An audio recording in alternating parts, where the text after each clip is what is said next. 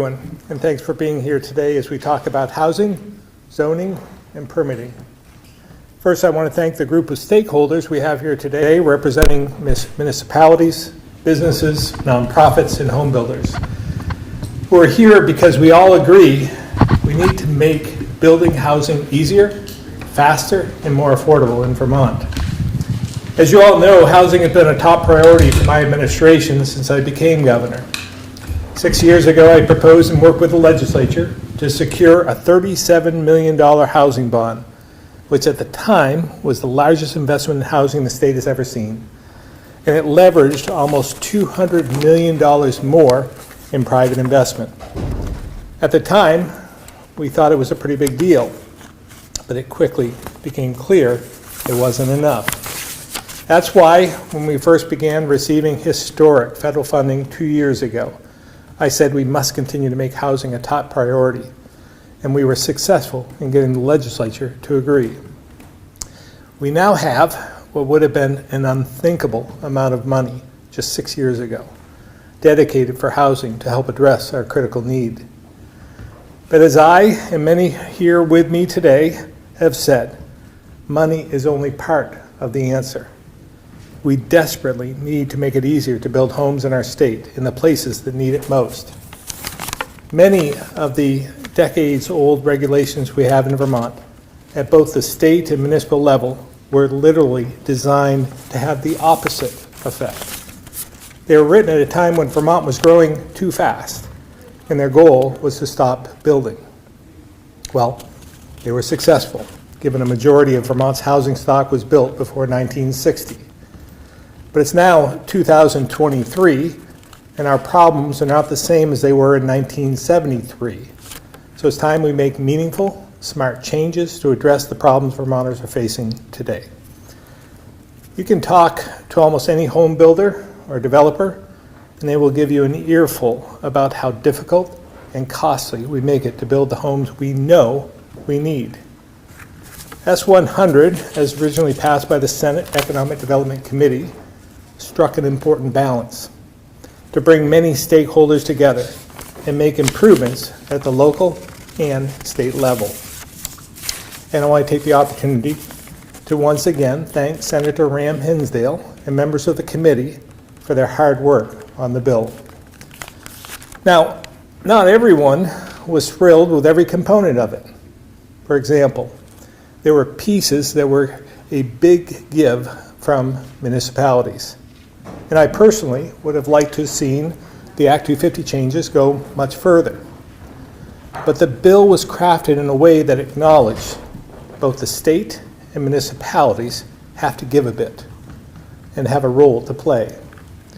Put simply, what came out of Senate Economic Development was already a big compromise.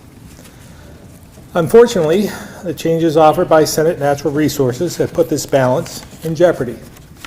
If we're truly serious about addressing the housing crisis, we need to make it easier to build at both the state and local levels. If the legislature continues to ignore Act 250 reforms, I don't believe they can say they're serious about solving our housing crisis. Importantly, the changes made by Senate Natural Resources remove pieces of the bill that would help lower-income families in rural communities. What message does that send to the communities and people who need our help most? We also have to recognize we can't rely on municipal reforms alone. We need to do our part on the state level to remove a few roadblocks as well. Because we're not going to solve this problem in less than the 33 square miles of designated areas this bill will now limit us to. We need to put all the tools on the table and work together, and we need to do it this session. And this isn't a partisan issue. Many Democrats, independents, and Republicans agree we need to make smart reforms in order to help people who desperately need housing they can afford. With that, I'll now turn it over to Ted Brady, the Executive Director of the Vermont League of Cities and Towns. Ted? Right here, Governor. I'm easy to miss. Well, thank you so much. Let's start by the Vermont League of Cities and Towns wants this to be crystal clear. Local officials are on the front lines of Vermont's housing crisis, and we're eager to partner to solve that crisis. Municipal officials are the ones responding to hotels that are overfilling with the housing insecure, sending more police and more fire there than they ever have before, dealing with the density that has suddenly occurred through the pandemic. They're the ones that are changing their zoning laws at a really rapid pace to respond to the needs that are out there. And they're the ones, oftentimes at the local level, who are facilitating really innovative housing solutions with nonprofit and for-profit developers. In some instances, giving away land, creating housing trusts where taxpayers are putting money in to create housing, you name it. Cities and towns are going to continue playing that role in addressing the housing crisis. And it's really important to know, though, as the governor just said, we can't do it without the state's help. S100, unfortunately, as drafted, ignores the largest obstacle to housing development in the state of Vermont, and that's Act 250. Cities like Burlington, cities like Winooski, South Burlington, have implemented nearly every single reform that's in S100 when it comes to municipal zoning. Yet, they still run into problems. They're still unable to build housing. They still have developers hung up in duplicative permitting processes. They're still paying tens of thousands of dollars per unit extra because of the duplicative process. We have 40 towns in Vermont that have no zoning. Those 40 towns don't seem to be solving our housing crisis, so it can't be zoning alone that's causing this problem. Nearly 100 communities have used municipal planning grants to update their zoning bylaws, many of them including the recommendations that the Agency of Commerce and Community Development's Zoning for Great Neighborhoods Guide recommends. Some of those recommendations are codified in S100. Towns are ahead of the curve in many parts of the state on contributing to this, contributing to solving the crisis. But year after year, the state continues to study the number one problem, which is Act 250, just not doing their part to solve this crisis. The governor just pointed out that we here at the League have tried our hardest to get on board with some big changes and make compromise. Most of S100 dismantles the work of local planning commissions that's been done for the past 50 years. Those planning commissions are tasked with determining where best growth can happen based on the natural environment and the built physical environment that's come over centuries, really, in Vermont. S100 eliminates single-family zoning in Vermont, making Vermont potentially one of the first states to do that in the country. S100 requires 5 units of housing to be built per acre where sewers and water are present, regardless of a community's water and wastewater capacity. S100 eliminates a community's ability to weigh in on where a homeless shelter is built, regardless of transit, water, sewer, police, fire, rescue, and other municipal services being available. S100 allows builders to build higher than current laws allow in those towns, regardless of a community's firefighting capabilities. S100, and regardless of public transit and other non-existent municipal services. It proposes to do these things without a single study. Those are huge changes. And they're things the Vermont League of Cities and Towns has come to the table and said, maybe, we want to work with you to try to find a way to solve this problem. We've been working with legislators to make these preemptions palatable to Vermont's 247 cities and towns. In any other circumstance, we would be dead set against these preemptions. But our members have told us housing is their number one concern, so we're not walking away from the table. We're trying to find a compromise that works for Vermonters. That compromise needs to include more meaningful Act 250 changes. What changes am I talking about, you ask? We're proposing that S100 needs to restore. Important to say restore because the original version that came out of Senate Economic Development had some of these provisions and reimagine some of the provisions. One, we need to eliminate Act 250 jurisdiction in designated areas. Just a few years ago, this was a consensus talking point between environmentalists and developers. We want to facilitate growth where we want growth. Pretty simple concept. Two, we need to increase the number of units that can be built before Act 250 is triggered to 24.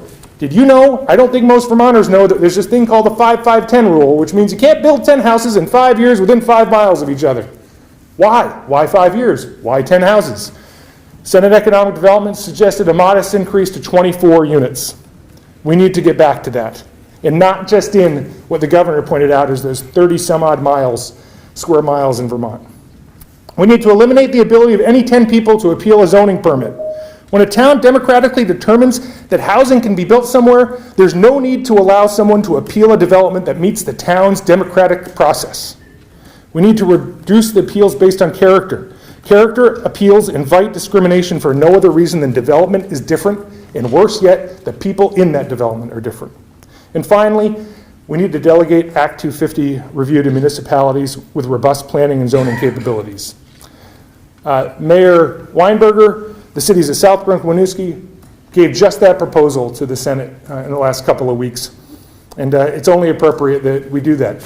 Municipal zoning and planning takes into account, in some communities, every one of the 10 criteria in Act 250. I said finally already, but there is one more. What's the number one obstacle to building housing? Water and wastewater infrastructure. There is not enough of it in Vermont. The one provision in S100 that addressed this issue was stricken by the Senate Natural Resources Committee. It would have eliminated the need to apply twice to connect to a municipal wastewater system. Currently, you have to go to both the state and to the town. Every legislator campaigned on the promise to address the catastrophic lack of housing in Vermont. It affects every aspect of the economy. We hope the Senate will consider these changes to S100. Doing so will make sure that we're still at the table because we want to be, our members are demanding of it. Sorry I went on so long, Jonah, but it's now my pleasure to introduce Jonah Richard from Village Ventures. Jonah. Thanks, Ted.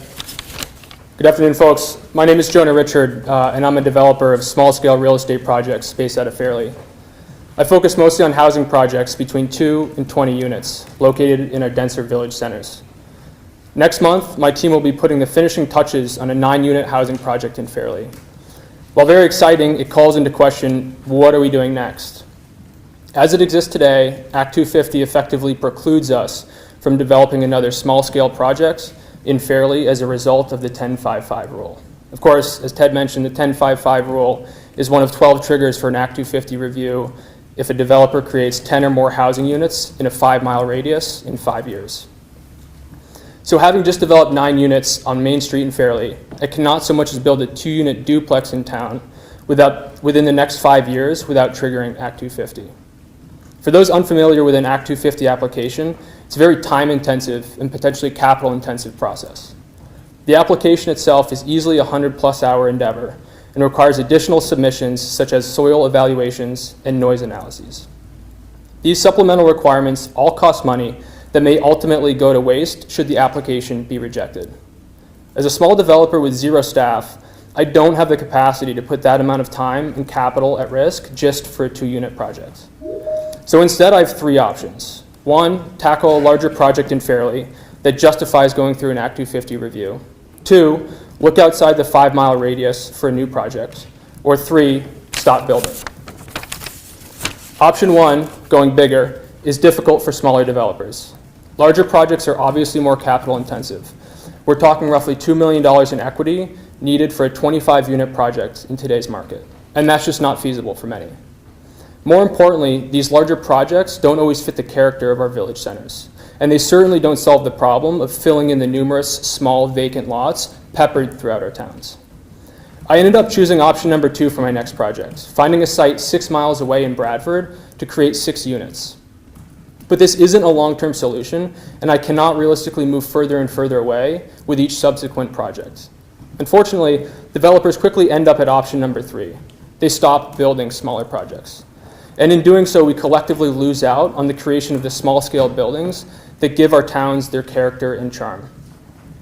S100 addresses these issues and makes it possible for small-scale developers like myself to continue building projects in our core town centers. Specifically, it looks to extend the 10-5-5 rule to 25-5-5. That is 25 units in a 5-mile radius within 5 years. This is a subtle but powerful update to Act 250. Most importantly, it does it in a way that preserves the original goals of the legislation. It maintains the land use patterns that make Vermont a special place. With that, I'll pass it off to Maura Collins of the Vermont Housing Finance Agency. Thank you. Thank you, Jonah. As he said, I'm Maura Collins with the Vermont Housing Finance Agency. We are a statewide nonprofit lender focused on the housing needs of low and moderate income Vermonters. VHFA isn't normally at the State House as much as we have been this year. But as everyone knows, housing's having a bit of a moment, and it's a top priority of everyone. And I've learned that those who hang out at the State House, many of them are here, can say how all-consuming it can be. It's almost like a casino without enough windows. It's easy to lose track of time and days. It's a really bizarre place. And things that happen here make sense when you're in the thick of it. But when I go home and I try to explain this to what goes on to my family, even my understanding really kind of fades away.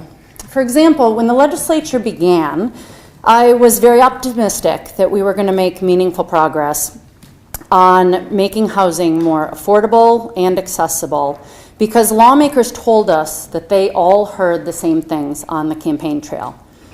They heard from constituents who were told of stories of aging parents who were living in unsafe housing. They heard countless stories of grown children, even lawmakers' grown children, who wanted to move back to Vermont but couldn't afford anything more than their parents' basement. Small employers who talked about their inability to be open 7 days a week because they didn't have enough workers. And I know I've heard Sean Tester from Northeastern Vermont Regional Hospital speak repeatedly at the legislature about losing well-paid medical staff because the candidates couldn't afford housing in the Northeast Kingdom, even with substantial salaries.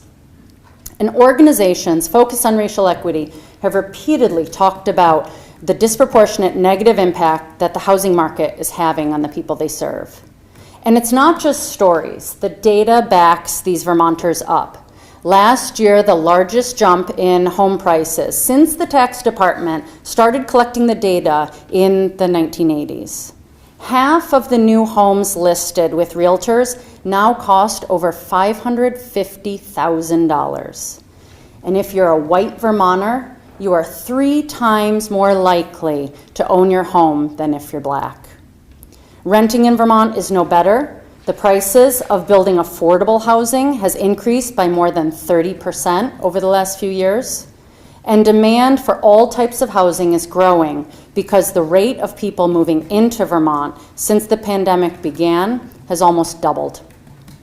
And here at the State House, where time and money move at a very different pace, VHFA was thrilled to see the Housing Opportunities Made for Everyone bill pass out of the Senate Economic Development Committee.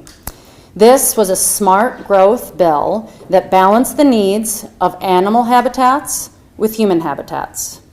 It has strategic investments in award-winning programs and folded in new innovative ideas.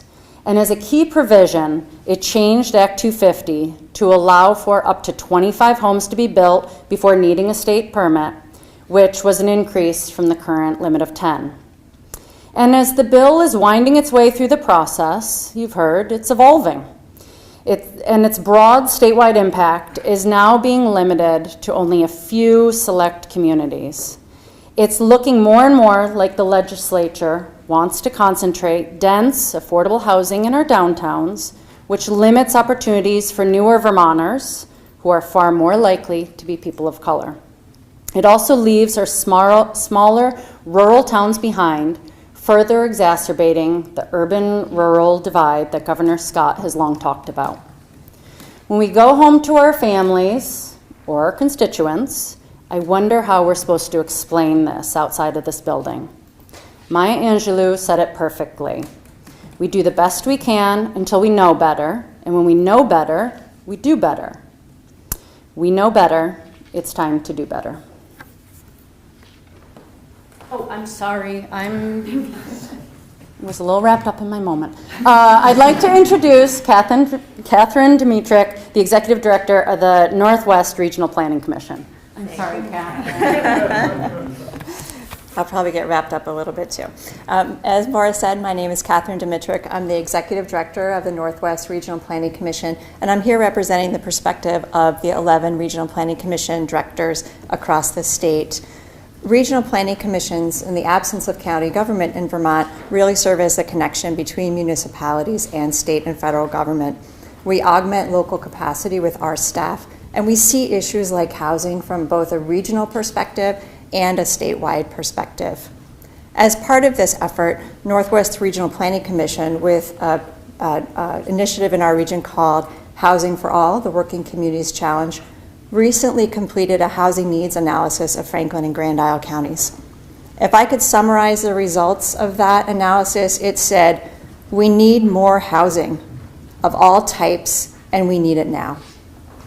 Specifically, we found back in 2020, this is the data that was used, 43% of renters were currently in an unaffordable apartment, and 30% of homeowners were in an unaffordable house. Additionally, 7,600 people were currently underhoused in 2020, meaning they were in something that was unaffordable, they needed an accessible apartment or home and they weren't in one, or they were unhoused, or they were living in not an ideal situation where they'd like to be living somewhere else. 7,600 individuals in the small region of Franklin and Grand Isle. S100 tries to address this crisis and tries to do it in a smart growth way. Housing is complicated. We're not in control of many of the factors that impact housing, but we are in control of some of them, and permitting is one of them. S100, as it was drafted, had a balance between local regulatory changes and state regulatory changes, and that balance is important because both of them impact how housing is built, how quickly it is built, and where it is built.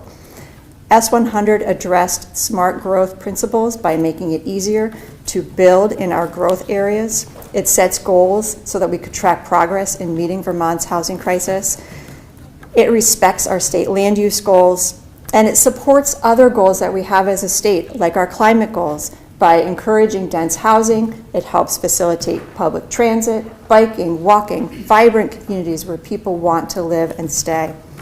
And it also maximizes our investment in our public infrastructure, in our water and sewer, by making sure that that infrastructure is used to our advantage by building more homes. Housing is complicated, and reasonable people can disagree about the solutions, but we are in a crisis, and business as usual is not okay. We need compromise, but that needs to be part of bold action to make changes. And I urge state leaders to take these actions to make changes at both the state and the local level, because we need more housing of all types, and we need it now. And now I turn it back to Kevin. Well, thank you all very much. And just to put another exclamation point on this, I was in Bennington yesterday for the Public Safety Forum. There were probably 80 members, and they feel as though they're forgotten in Bennington, so I thought I'd bring some of Bennington here. And there was 80 people there, a lot of local community members, local officials, state officials, and state employees. And they broke out into, over the last month or so, they've broken out into 6 focus groups. And one of them, they all read their statements, their problem statements, as a starting point. And I thought I'd read one because I think it really does put a fine point on everything we're talking about today. So I'm going to read it verbatim. The Bennington community is facing a severe housing crisis that demands immediate attention. Market failure has resulted in a lack of appropriate housing at all income levels, which is compounded by challenges such as zoning regulations, limited funding, and a shortage of workforce and services. Moreover, high crime rates, drug abuse, hoarding, and mental health problems are exacerbating the situation. Resolving the housing challenges in Bennington requires a comprehensive and coordinated approach that involves regulatory changes to streamline the development process, increase funding opportunities for developers, and a more collaborative approach from law enforcement. To ensure that everyone has access to suitable housing, more focused data is needed, and the community must work to combat the stigma associated with developers' role in the community, affordable housing, and mental health issues. It is also crucial for state officials and lawmakers to be involved in the effort to support the community and provide the necessary resources for development. Addressing the housing crisis in Bennington demands a coordinated approach to tackle underlying issues, promote growth and development, and ensure that everyone has access to healthy and safe housing. By addressing the underlying issues, establishing shared goals, and developing a vision for growth and development, the community can overcome these obstacles and thrive, end quote. And I think that pretty much sums it all up. And I'll now open it up to questions. On topic first, if you please. This is for Governor or to Mr. Brady. Water quality advocates like James Ellers say that S100 increases downtown housing density without offering solutions to the likely increase in stormwater and septic overflow problems. What are the solutions in S100? Do you want to take that, Ted? Sure, I can try. S100 tries to strike a balance between facilitating housing growth, protecting the environment, and recognizing the unique nature of every one of our communities. And we have historic growth happening we have historic growth settlements that are unfortunately in our river valleys. It's kind of the curse of a couple hundred years. So over the time, there have been a lot of measures put in place. Zoning, local zoning tries to look at that. The current Act 250 program tries to look at that. The state has passed plenty of laws to protect river corridors. And S100 really focuses on facilitating housing growth where we want it to happen. And doing so in a really environmentally sensitive way by not throwing out the baby with the bathwater. There's something else to be said. Sure. As most of you know,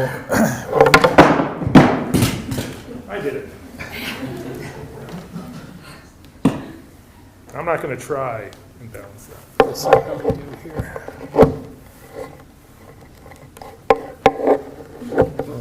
That's interesting. There we go. Governor, if I could add just one other point in regards to Ted, but go ahead. Yeah, let me just, maybe you can feed off from this. As most of you know, when we received all the historic federal funding, the ARPA money in particular, I had asked that we separate this in buckets, and some of it was for climate change mitigation, housing, broadband, and stormwater, and water and sewer as well, that infrastructure. So I'd asked for $250 million to be dedicated for that.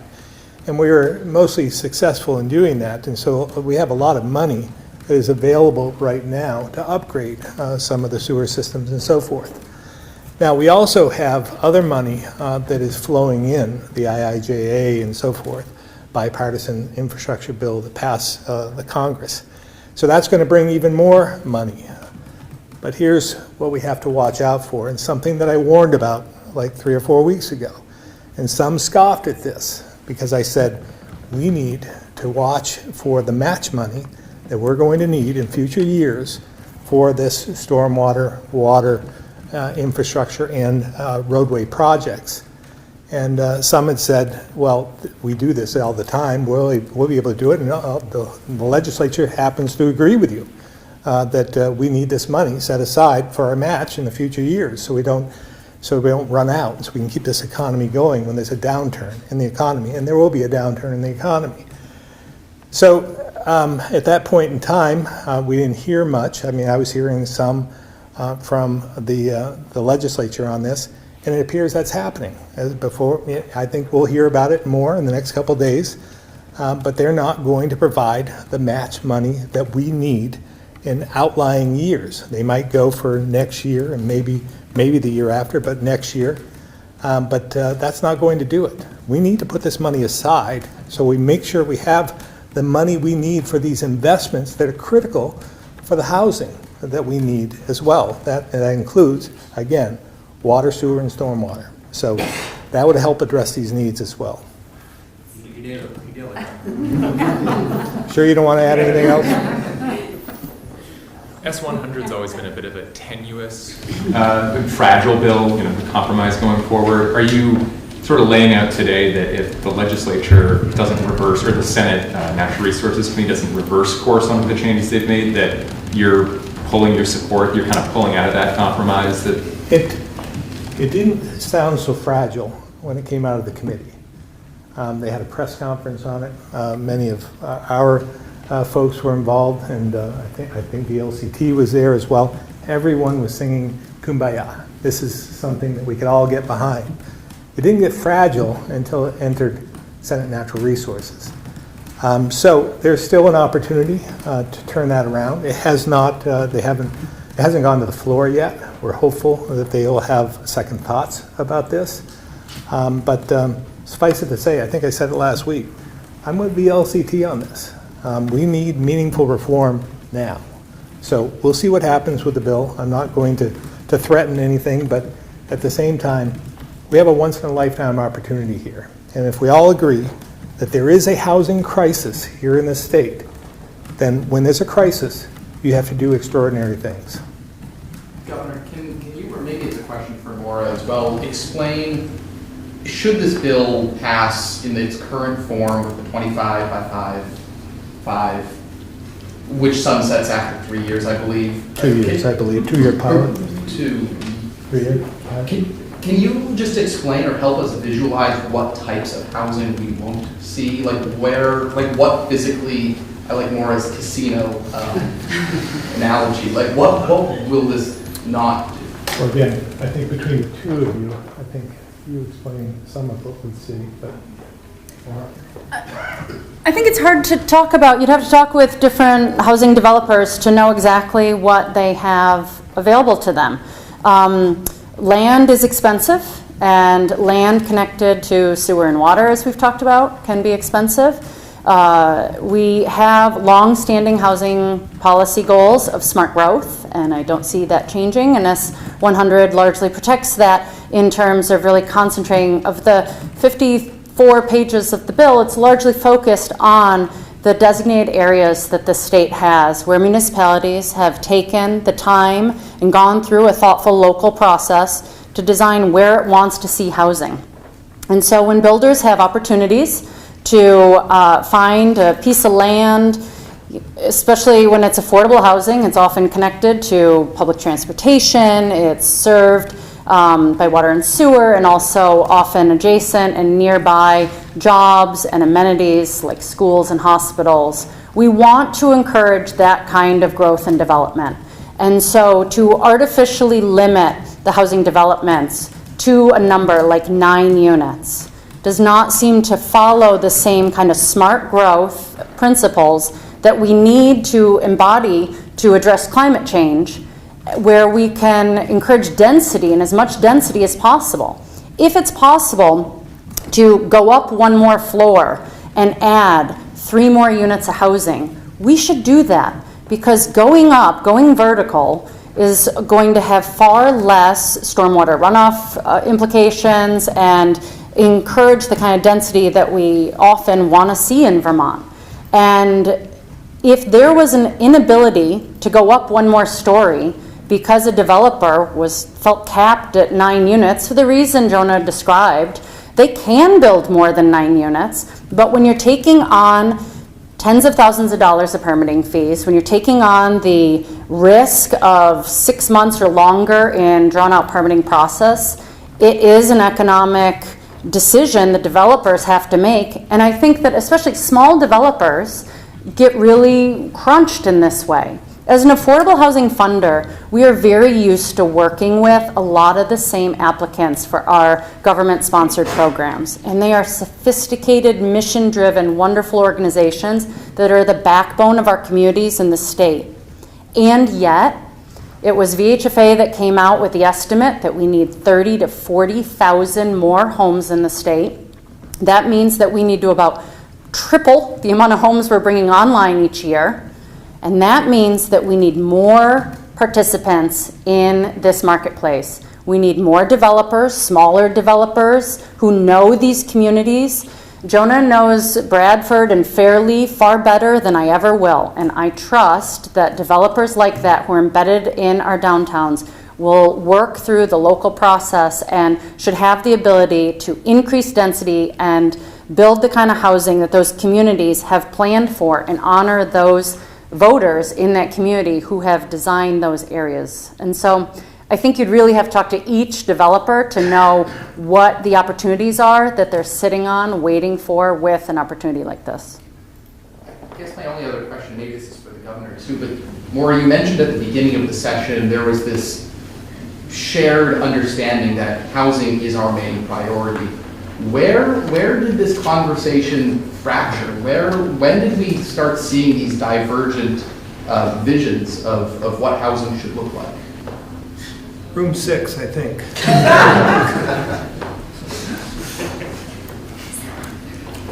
I'm happy to add some context to your question. So specifically for me as a small-scale developer, the unit size where it makes sense to pursue an Act 250 project is somewhere 20 plus units, 25 units plus. I think what we'll start to see if the 25-5-5 rule doesn't pass is less of these small-scale projects, duplexes, triplexes, fourplexes being built in our smaller towns. So for example, in Fairleigh, right, there's a number of scattered sites throughout the village center that are prime locations for like a 3-unit rental house or 3-unit purchase for some homeowner. But like someone like myself cannot pursue that anymore unless we expand the 10-5-5 rule because I've already developed those 9 units in the village center. So yeah, I think we'll start to see a lot less of that unless this update passes. Can I say one more thing, Governor? Sure. Sorry, just Kelvin, to your last question about where the breakdown happened.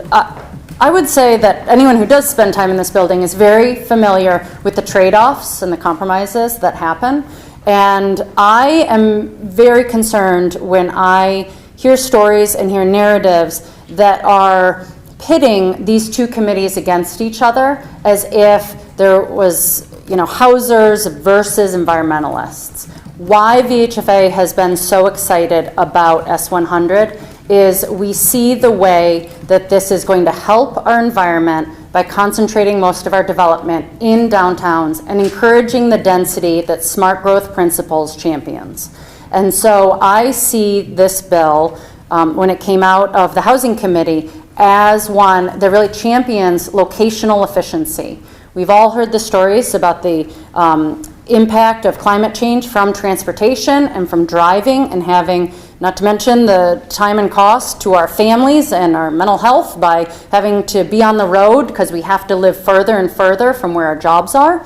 And I think that the locational efficiency that this bill really embodies is going to help our environment in many ways. And therefore, it's one of the ways that it is a nuance and a compliment that we've taken. I mean, Chair Ram Hinsdale is an environmental lecturer at the law school and is one of the environment's biggest champions. And I think that, along with the smart work of that entire committee, really infused environmental principles throughout S100 when it left that committee. I just want to explain a little bit about the 10-5-5 and 25-5-5, and you can clean this up afterwards. But we currently have 10-5-5 in place all across the state, not confined to those designated areas. So that's important to note. The 25-5-5 that is in the amendment that has a 3-year pilot, but that's for designated areas only. That makes up, as I said in my remarks, about 33 square miles of land in Vermont. We have, to put it in context, we have about almost 10,000 square miles of land in Vermont. So all of this development would occur without an Act 250 permit in that 33 square miles. Okay? Didn't make any mistakes? Can I add something? Sure. So, Kelvin, you asked when did it kind of go off the rails? Yeah, like where did the breakdown happen? The second somebody got zapped by the third rail of Vermont politics, which is Act 250. I mean, I have been doing community and economic development work in the state for 20 years. I was involved with the State Agency of Commerce for 3 or 4 years, now at the VLCT for 2 years. Since I've been doing this work, people have told me we can't change Act 250 until the study is completed. That's what happened again in Senate Natural Resources. The Senate Natural Resources Committee was told we can't touch Act 250 until the study comes back. I'm sorry, it's been too long that we've been waiting on a study to change even incremental things in Act 250. And so that's really where, in my mind, this train went off the rails a tiny bit, and I'm hoping to get it back on. Did you guys ask members of Senate Natural Resources to attend this press conference so they could hear what you have to say about this? I think they'll hear it, if you report it correctly. Really, my question is, a lot of this is just going to go to the public, which knows about the housing crisis. Oh, I'm not naive enough to think that they're not going to hear about the press conference. I know. All right. But I'm just wondering what the public can do, because, basically, they're going to be reading this story, too. And They can call their legislators. is there anything else, or is it really just down to that? I think it's down to that. Down to that one committee? Well, no, I would just have them call their own legislators and ask them what they're going to do when this comes to the floor. They should ask these questions. Are we really serious about housing or not? Governor, I'll put it more bluntly than Liam did. Would you veto this bill if it passes in its current form? It would, I want to just make sure that we go through this. This amendment hasn't gone to the floor yet. Right. So I would want to make sure that it went to the floor, and then it has a long ways to go. I've said this before. We can work with the legislature on this. I think it's too early for me to threaten a veto on this. I think that we need to make sure that we give legislators the ability to make changes and to consider this. When the amendment comes to the floor, we'll see what the Senate does with it. Maybe they'll reject it. But you really, really, really don't like the amendment. I don't like the amendment at all. No. We'll go to the phones first for on topic. Well, I know some folks on the phone have off topic, so if anyone has on topic on the phone, jump in, and then if not, we'll go to off. Hi, Governor. It's Tim McQuiston at Vermont Business Magazine. How are you doing? Good. There's a lot of questions here, and the question I get from the public, and Ann was just talking about this, is there's a lot of vacant space. It could be even Class A office space, or it could be abandoned buildings in these designated areas. Is that something you would like to focus on? I know there's a different price point in trying to convert, but is that something I get this question all the time? How come they don't take all this office space and just make it housing? I don't, again, I have some experience in construction, and I can tell you renovating a building, it may sound good, but it's not that easy to do, and it's very expensive. It doesn't fit all the needs that you have. Sometimes it's easier and more lucrative, less expensive to just raise the building and utilize the land, unfortunately. But that's where it's at. Developer, anybody else like to weigh in? We've talked a lot about Act 250 today, and this was actually another change that happened between what came out of the Housing Committee. Was that as originally passed, there was a small provision that allowed for buildings that were built under Act 250 that were not used as housing to be able to convert to housing without having to get an Act 250 permit amendment, and therefore not have to go through the Act 250 process any further because it already went through it. And when that went to Senate Natural Resources, that was stripped out of the bill. And so now if there were a commercial use or any non-housing use, a building would have to get an Act 250 permit amendment as a result of converting to housing. And I think that that's still actively under discussion between the two committees about where that lands.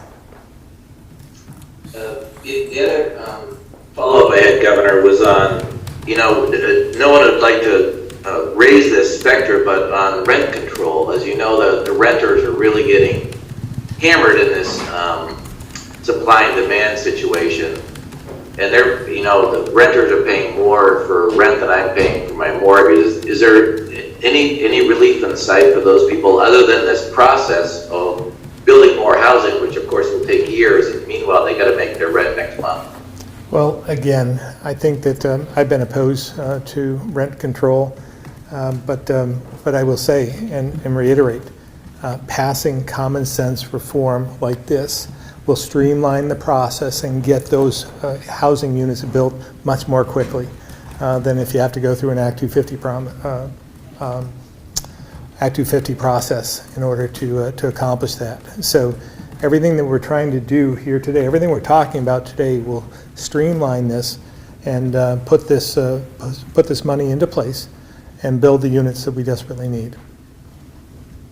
Okay, thank you, Governor. And again, the other provision that Maura was talking about will only add to the cost. If you have a empty building that I was just talking about construction, but the permitting, adding Act 250 to the complexity is just going to raise the costs even further.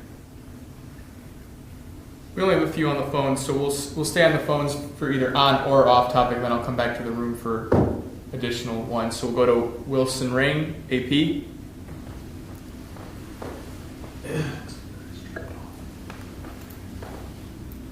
I think Wilson. you're muted. Wilson, you're muted. We're all in unison telling you that too. Willie, you're muted. There must be some other technical problem. I usually just unplug my computer and plug it back in. Wilson, I'll come back to you if you want to try the governor's IT solution. We'll go to Tom Davis, Compass Vermont. Thank you. Very informative and much appreciated, Governor. Yes, that's a good question. Thanks, Tom. Chris Roy is not on anymore, you said? All right, Wilson, we'll go to in the room off topics, and then I'll come back to you at the end. If these are off topic and you don't want to be in this mix, feel free.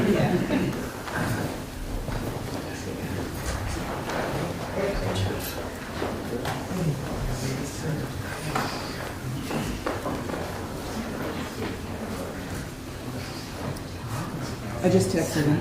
Now he's froze. Okay. Governor, I was just wondering your reaction to President Biden approving the disaster declaration for floods. Yeah, welcome news for us. Obviously, this is something that we sought, and we're very appreciative that he signed it. Governor, the Senate today passed a bill allowing for warrantless arrests at healthcare facilities. Have you reviewed the bill? I have not. I understand the goal. I have a few concerns about that and what it could lead to, but I understand.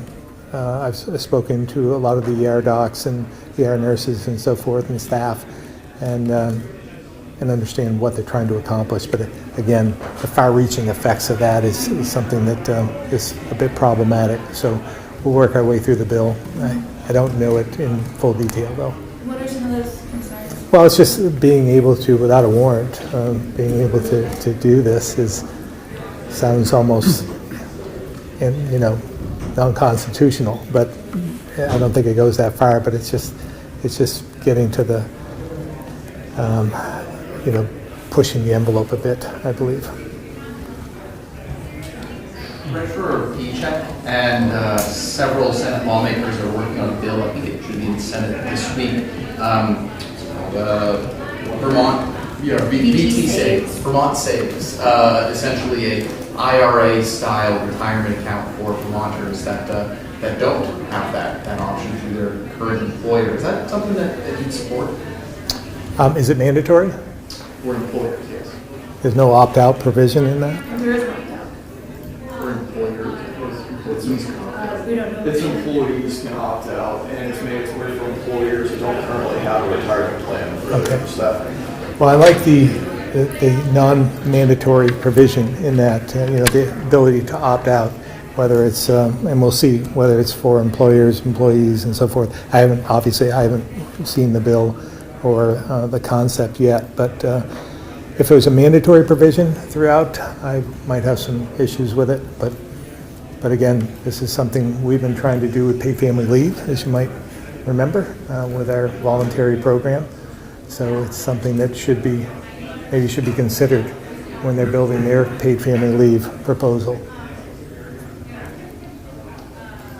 Governor, I heard you give a keynote address at the Clover Club in Boston earlier. I didn't see you there. Sorry. Well, I don't think I could be there because isn't it men's only? There were only men there, and yes, it's something that's been going on. It's an Irish tradition of some sort in Boston. It's been going on for about 130 years or something.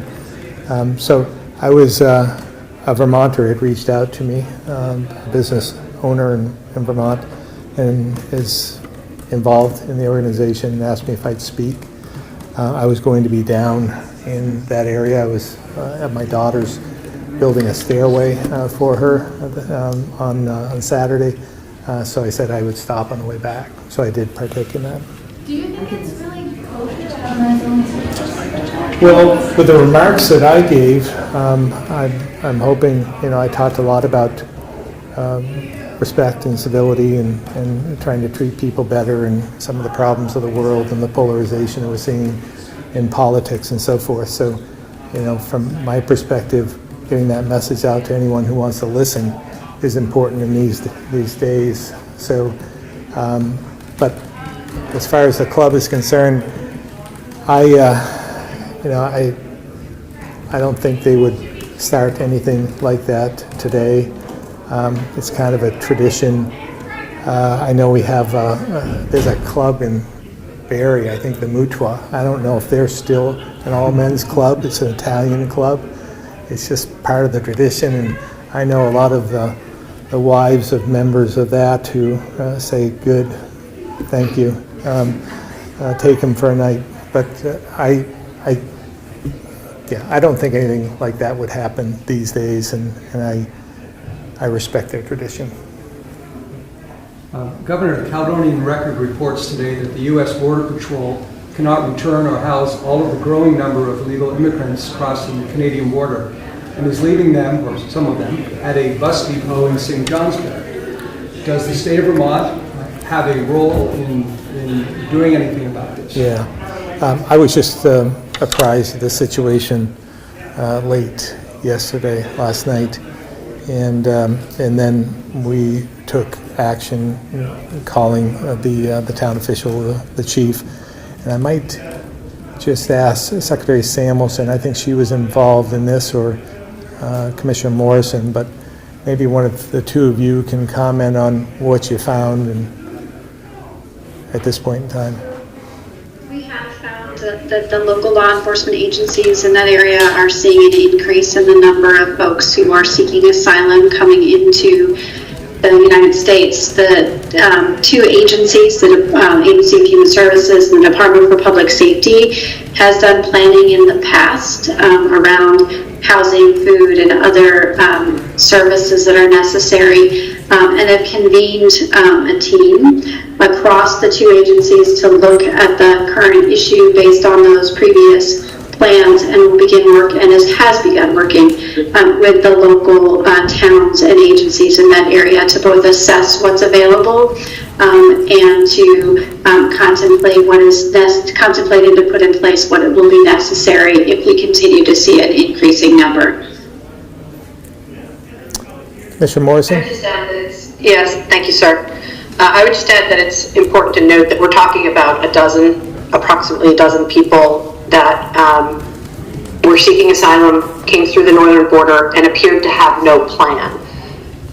And our partners at Border Patrol are seeing more than that, but the asylum seekers tend to have a ride waiting for them on the other side of the border, or they know that they just need to get to a bus terminal to go to another destination. So anecdotally, they've shared with us that the majority of the border crossers who are seeking asylum are trying to get to New York, not necessarily New York City, but New York State or the greater Boston area. They're just traveling through, you're saying? Yes. That's what we're being told. Not having personally talked to any of them, we're relying on the anecdotal evidence being passed along. And while a dozen people across two communities is not a significant amount, I think that we need to be prepared should that number increase, particularly as the weather gets better.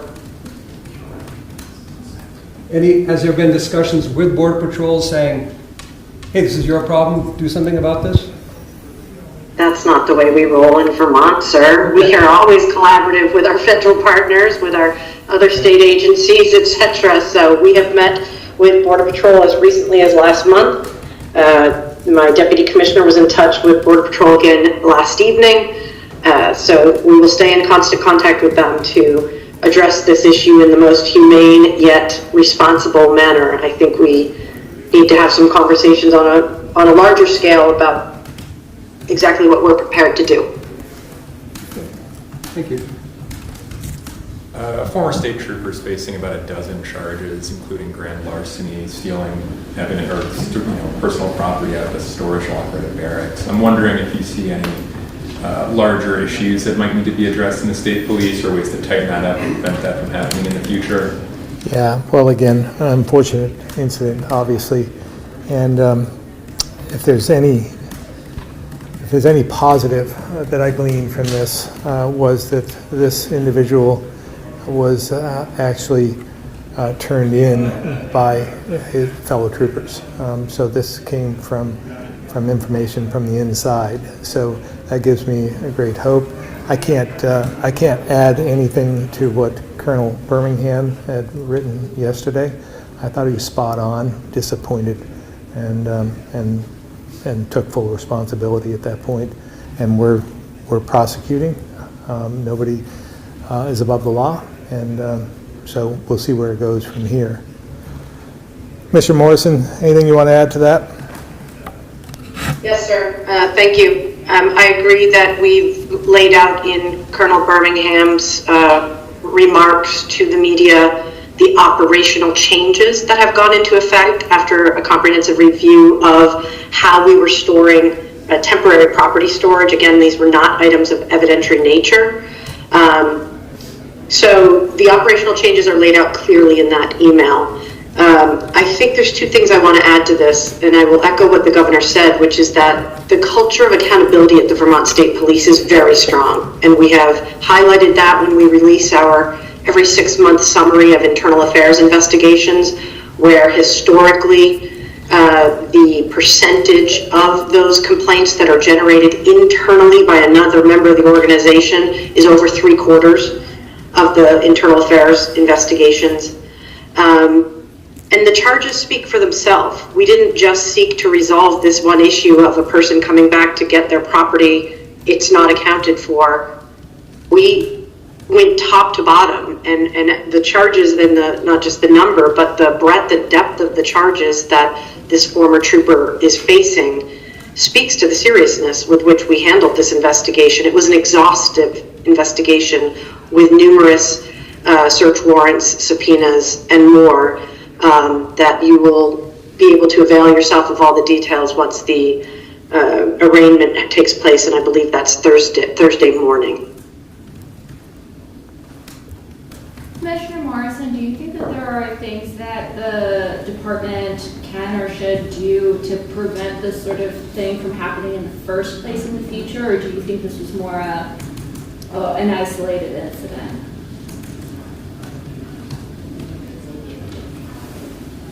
To say it's an isolated incident would presume that I had a crystal ball and would say it would never happen again, that something like this happened again. However, whenever we employ humans, there's room for error.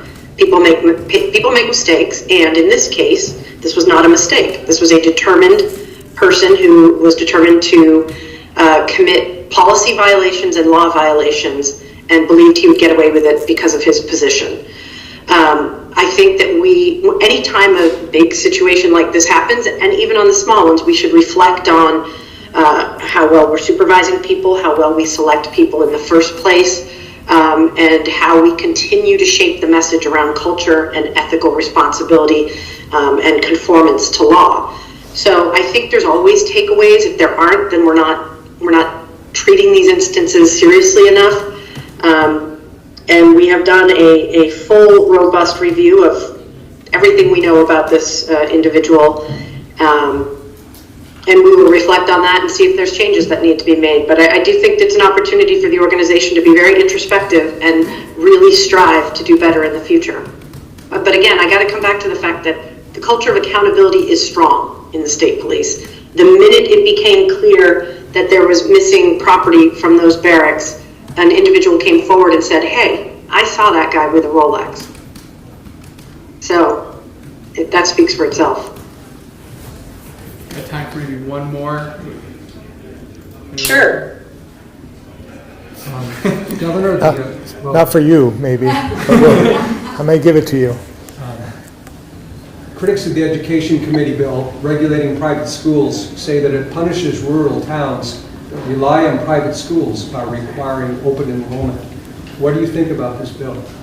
Well, again, I've been a proponent of independent schools, so we'll see, again, where this goes. But individual private entities, schools, are essential part to learning in Vermont and have had a role for decades. So I think there's room for both.